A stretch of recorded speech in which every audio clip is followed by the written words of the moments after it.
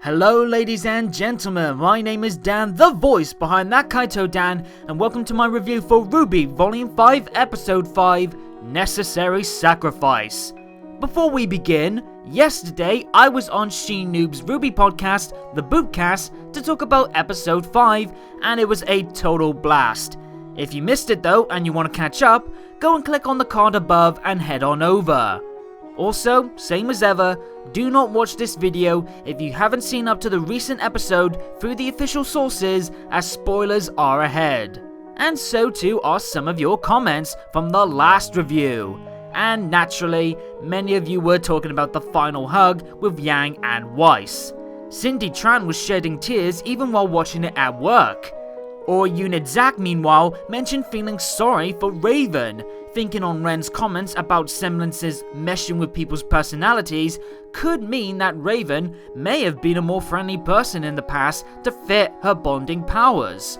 Also, I absolutely love this comment from Kay Anders, who thinks the last episode sealed the deal on Nora being her spirit animal while Ren is her husband's. That's just cute as heck. So it's safe to say that last episode was a rather emotional one. Not only did we get our first Team RWBY reunion, but we also had the long-awaited true reunion between Yang and Raven that left off with the promise of some very tasty information the next time that we put our focus towards there. But did this new episode add its own positives to the volume, or did it come out at the wrong time following last episode's tense personal moments? Let's find out. We open on a gorgeous morning in Menagerie's Kuo-Kuana. The lighting is beautiful, the visuals are stunning, and the sun is out in more ways than one, as Mr. Wukong and Blake have a mission, getting folks to sign on for defending Haven Academy from the impending White Fang assault. But sadly, the pair have no luck at all. While people do listen in on what they have to say, it's a repeat of Gira's speech from earlier. They just won't offer themselves up for the cause for whatever reason. We do gain something cool though along the way, our first look at fish faunus. There's a pair in the ocean swimming along and even one shown on land beforehand, so we know they don't have to stay in the water. Also, it's kind of hard to tell exactly, but I swear this one has a fishtail, so she's basically a mermaid. Anyway, the pair reunite after no progress, and Sun's understandably frustrated that no one is willing to help out. I expected things to be tough for these two after Gira's speech didn't really win over folks the first time around, but it's clearly going to take more than just some passionate speeches to turn the tide, at least at the moment.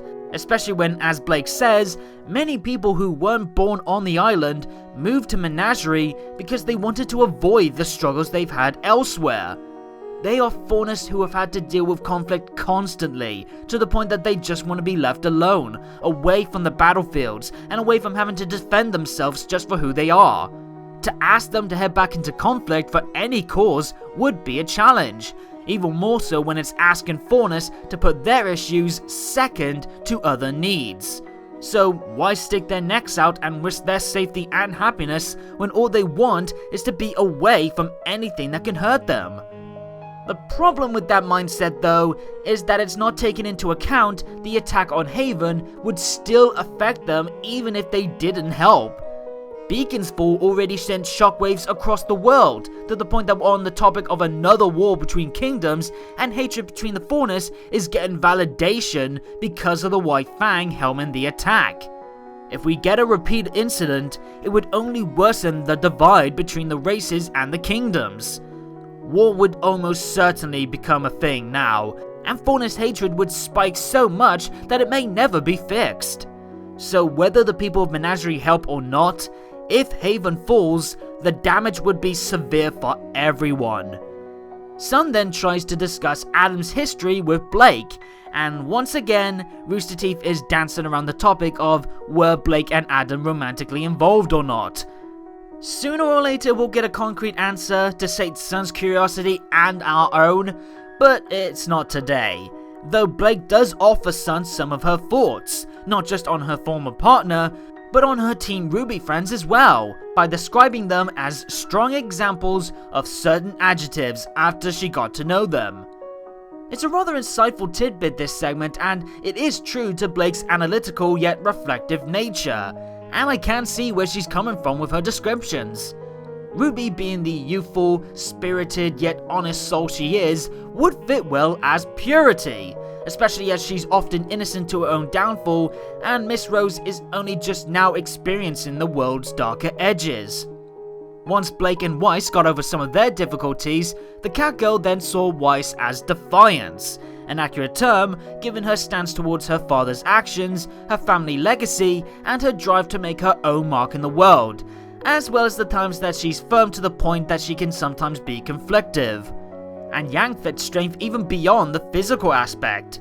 Her strong, expressive personality, her tough, loving heart capable of carrying other burdens besides her own, and her stubbornness often leading to larger complications than there needed to be. Also, when it comes to Sun asking for his adjective, there's some charming playfulness from Blake that, romantically tinged or not, does put a smile on my face, since it's seeing Blake more positive than in recent past. And Sun does suit the term earnest fine as well. He's a loud, free spirit who doesn't hold back when he demands your attention, but what he says and feels are sincere and serious. The monkey boy never holds back, whether it's with offering his support or just making a big scene. It's a fun, rare moment of hearing Blake open up on her opinion on others, and now it's got me wondering what adjectives I would use for other characters.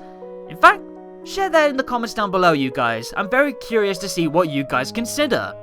Though when it comes to Adam and his adjective, that's changed the more that Blake has gotten to know him. First, it was justice, fitting for a revolutionary touting the very same for his people. Then it was passion, which he has plenty on show as he gives his all to the White Fang and his goals. But the true adjective that Blake now uses is spite, a very strong word to use over something like rage or hatred. It basically means a malicious ill will towards another, with their grudge fueling a need to hurt the one in their sights. And of course, the past has shown that Adam does fit that moniker exactly. Adam's spite is toxic. It can influence others to follow the same path, and that's why Blake fears for Ilya. She's not crossed that line yet. That's clear enough by Ilya still trying to warn Blake, despite being on opposite sides.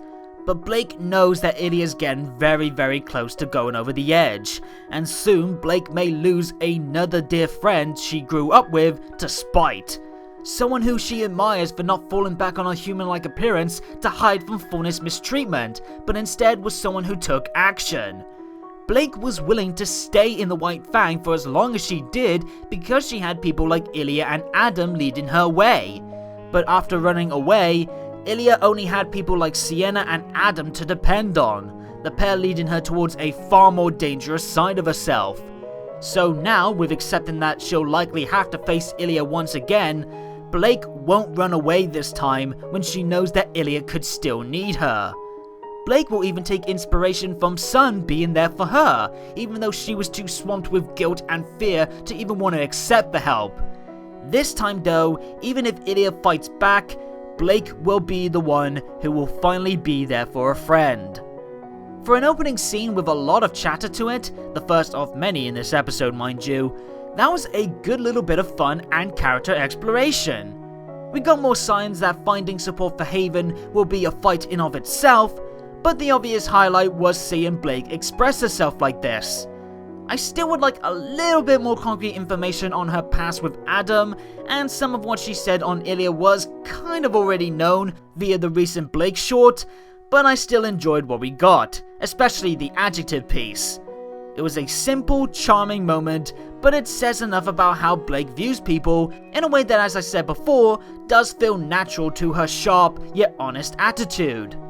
Time to check in now on Oscar, who is having a late night training session, just as RWBY arrives with some praises for the farm boy and his quick improvement. Turns out the lad actually does have some fighting experience, though only with fighting off Small Grim back at home, and of course that is a issue far smaller than having to protect the world from Salem. Oscar also mentions that he feels that he's had the cane for beyond a lifetime now, despite only having it for a couple of weeks.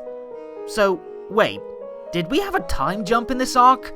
Oscar only got Ozpin's cane the same night that he met Crow and Team Ranger, which was also the same night that Ozpin told the students the attack on Haven would be in about a month's time. So if we've now jumped to a few weeks since then, we could already be a handful of days away from the start of the attack. That's kinda surprising and a little bit worrying. I hope that the month wait would be able to give us more time spent on Rangers training and exploring the capital and its elements compared to Vale. But if we're not long from the academy being attacked, I fear we won't have enough time to truly enjoy the kingdom. Hopefully there is still enough time to do so beforehand and maybe even during the attack, but still, it is a little unfortunate that we have missed some time that could have been spent on plenty of character development and world building moments. I'll be fair though, there's still plenty of episodes left in the volume, so consider this a semi-negative at best until further notice. Anyway, RWBY praises Oscar's growth some more, and in saying that at this rate he'll be combat ready in no time, RWBY's smile turns to a frown, recalling of course Penny, who made those two words combat ready quite famous. Clearly the loss still stings, and things get more emotional after Oscar asks RWBY how she handles all of this. He's not a trained huntsman like RWBY is or the others. He's a young lad who, even though he dreamt of being more than a farmhand, is now thrusted into something more important and far more dangerous than he could ever dream of, and he can't help but admit that it scares him. He may be more accepting of his unique situation with Ozpin, but he's still trying to come to terms with now being involved in a fight that could very easily result in his death and the deaths of many should he fail. It's a lot of pressure, and it's enough to make the poor kid cry a little as well. RWBY chimes in by admitting that even though many like herself did join Beacon to help people, none of them asked to be wrapped up in something this high stakes, let alone so quick into their school life. But RWBY feels hopeful that regardless of whatever brought them here, they just gotta press on, and maybe things would work out. Though after this, Oscar lashes out in frustration. He assumes RWBY is just acting on blind faith and confidence, despite numerous people wanting her dead and the world edging closer to war. This outburst might seem a little sudden, but I can see why Oscar snapped. The farm boy in such a short space of time has the weight of the world on his shoulders, and if someone who is trained for combat isn't taking the danger seriously enough, how is he supposed to feel that he can do this? Though this outburst does allow us to finally get some insight on RWBY's feelings. It may not seem like it to others, but RWBY has been struggling with the death of both Penny and Pyrrha, two people who she considered dear friends that were killed for the benefit of the villains. She's aware that even though Pyrrha was willing to go into a near impossible fight just on the hope that her defending would save someone, it wasn't enough to save herself. And RWBY's realization of that fact might be key in RWBY avoiding making the same mistake if she's put into a similar position, which does show a level of maturity in the young girl. Penny of course was killed simply to make a statement, and it could have easily been anyone in that role, but she was the perfect tool for the enemy to use at that time, at the cost of her life. While it may look like RWBY is ignoring the threat or she's acting positive despite the chaos around her and that stuff in the past, RWBY was purposely focusing forward and keeping a hold on her hope, because that's her coping mechanism. She is scared, not just for herself, but for everyone, as Penny and Pyrrha's death showed that no matter who you are, Salem and her forces will end your life if it aids their cause. She fears more will die if someone doesn't try and change things. So even though she is scared and heartbroken at the losses, RWBY will take those people to heart and use them as inspiration to fight on for the sake of protecting others, just like she knows that Penny and Pyrrha would have done in her shoes.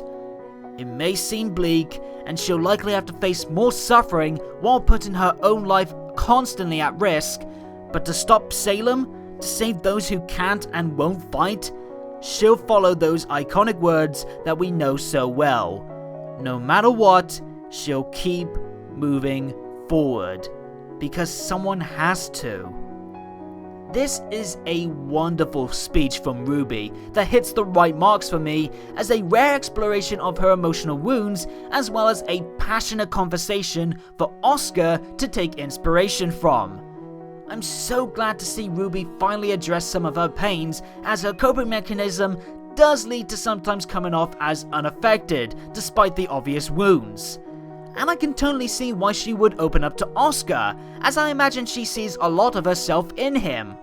Remember, RWBY did say that she wanted to just be a normal girl with normal needs among other students learning to be a huntress. Yet here she is now, having lost friends, seen a lot of pain and destruction despite her young age, and she has become something more special than she ever dreamed of. Kinda like Oscar, who I can definitely see feel inspired by RWBY, not just for being an awesome huntress, but also as someone who takes her fear and pains alongside her, instead of letting it hold her back. It's stuff like that that will help RWBY's aura as a spark of hope for others come off as far more genuine. Those who will need guidance in difficult times will look towards someone like RWBY to see how the wounds that she's felt are being used as fuel, not an anchor. And hopefully we will see more instances of RWBY opening up, whether if it's by choice or perhaps after a huge breakdown. Because the more that we see her strength and hope be tested, the more rewarding it will feel to see her overcome it and inspire others to do the same. And we can see that passionate hope inspire already, as Oscar seems more at ease after RWBY's speech, so she heads on back, but not before giving Oscar one last bit of comforting words. Even though it won't be easy, the fact that he is here, willing to help where he can, despite his doubts and inexperience, that says a lot about his bravery, and he should realize that as well. It's here where Ozpin finally joins the conversation, praising his former student as remarkable, though he does admit that RWBY isn't without her faults and quirks that make her just like everyone else too, which I imagine was said for Oscar's sake, so he sees a clear example that a special power doesn't have to mean you can't be a normal person with fears and heartache. Another chatty scene in this episode, but another delightful one at that. Just like the first scene had the highlight of exploring Blake's feelings, this time we got the same for RWBY, a very welcome treat to see in someone who often does keep her emotions under wraps. And it's good witnessing RWBY and Oscar connect some more on equal footing, which really helps make the farm boy as well feel more like a worthwhile addition to the group, though hopefully it won't be long before we see more from him interacting with Jean, Ren, Nora and Crow. RWBY is becoming a heroic inspiration in Oscar's eyes, someone to motivate him to fulfill his destiny, and I imagine that RWBY will need to inspire more people soon enough to aid Haven, so I'm happy to see her positivity light the way for some folks already. But there's one last scene in the episode to go, and oh my god, it's the Connect! Ah! Kill it with fire! Okay, it's not the Connect, but it's a device that belongs to the Fox Faunus brothers, Corsic and Fennec Albane, who have just received word from Adam, and from the sounds of it, it's something that's causing some concerns from them. Well, we'll save that for later, as Ilya arrives having been called in by the pair, who shared the news that Adam has taken over as High Leader, with Sienna being buried with honor, at least according to Corsic. Given Ilya's expressions, it's clear that she was aware that Sienna would be killed in accordance with the plans, and even though she accepts it as a necessary sacrifice, the chameleon girl does show glimpses of confliction for her death, one of many times in this scene that Ilya is unsure of her emotions. Still, she's remaining somewhat focused and ready for her next mission. She'll continue to act under the belief that it's for the benefit of the Faunus, and that next task is all about containment. Thanks to the lack of global communication, the White Fang is able to manage the flow of information for the secluded island of Menagerie. However, once the people of Kuo-Kawana do hear that Adam has assumed control of the White Fang, they'll recall Gira's speech and be far less pleased with the outcome. Ilya knocks herself for the Belladonna's gaining the information from her scroll in the first place, but the Albanes do offer up a chance for redemption, which Ilya does accept quickly. The last thing she wants is to be kicked out of the White Fang, her only hope she feels that she has for change and payback after what she's gone through. But here comes some issues for Ilya. See, now the Belladonnas have spoken out against the White Fang, Blake and the others are the only roadblock that's stopping a successful attack on Haven Academy without the Faunists likely turning their backs on the organization. And so, to make sure that they can't raise their voices anymore, to remove them from halting true progress for the Faunists in the eyes of the Albanes, they must be silenced. Oh boy, come get your death flags, folks. We got a sale. Buy one, get two free. 5 episodes in, and we're almost certain to get another emotional death on the way. Ilya is noticeably shaken up by this order.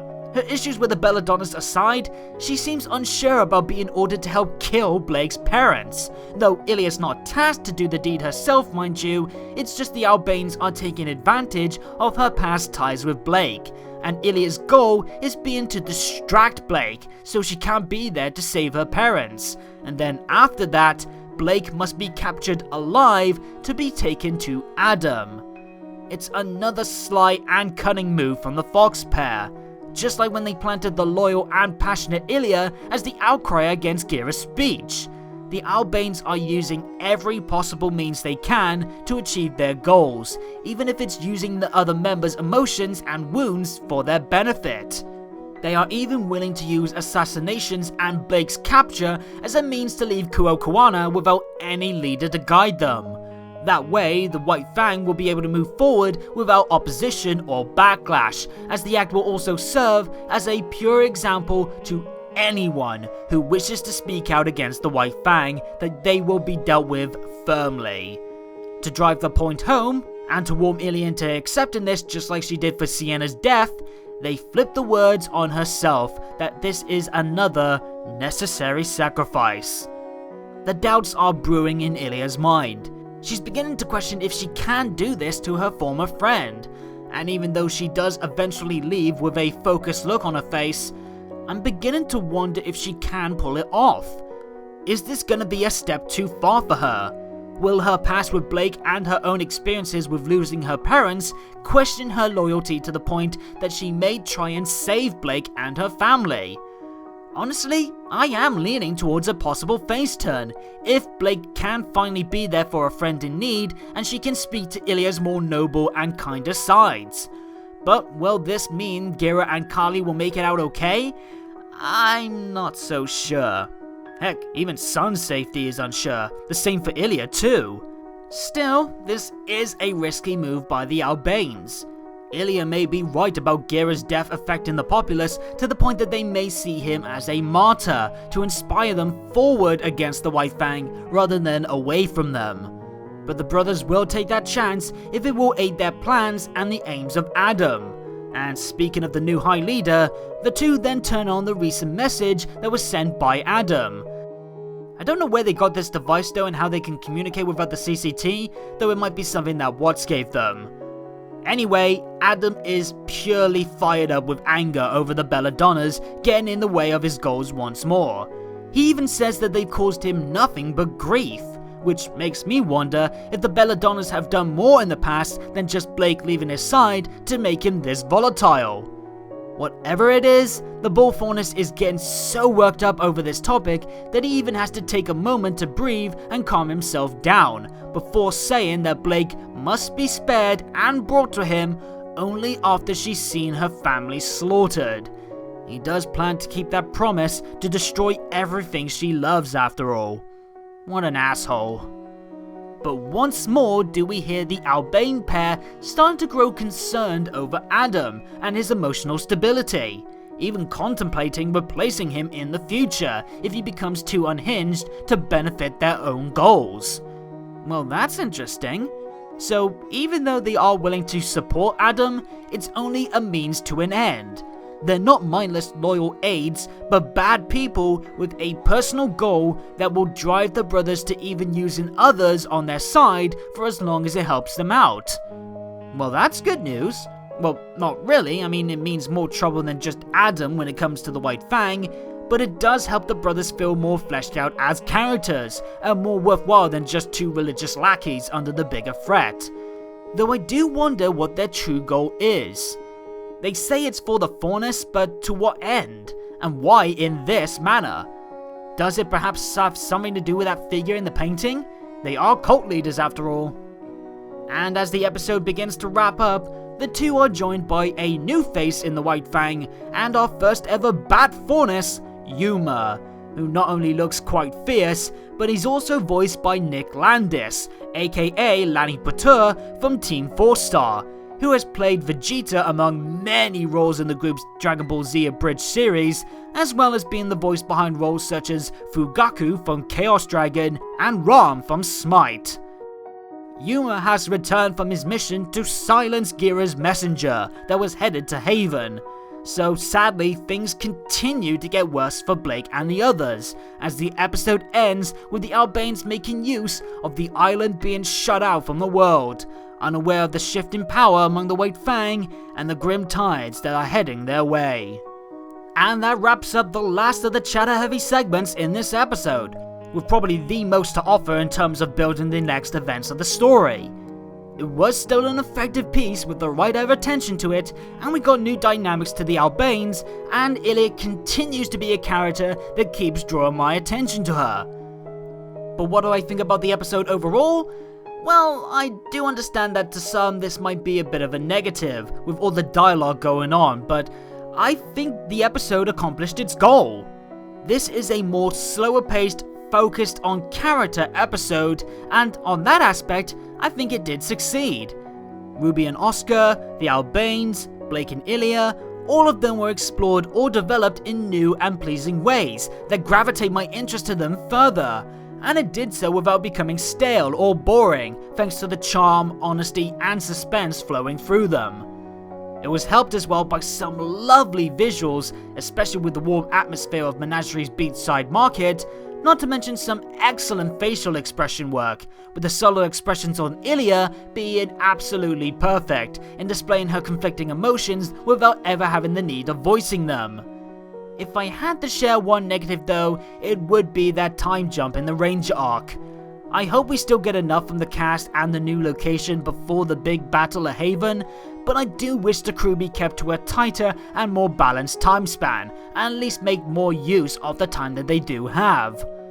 Voice acting wise, it was splendid, much to my enjoyment for such an episode full of dialogue, with strong praises given to Lindsay, Jeremy and Aaron, though my biggest praise, my voice acting gold star, is actually gonna be shared by the pair of Derek Mears and Mike McFarlane, who performed so well as the pair of devious and manipulative cultist masterminds, while doing so as we see more signs to Corsic and Fennec, making them equal parts detestable yet intriguing. So, all in all, I enjoyed this episode. Was it anything truly remarkable? Not really. But did it do what it set out to do? To that I would say yes.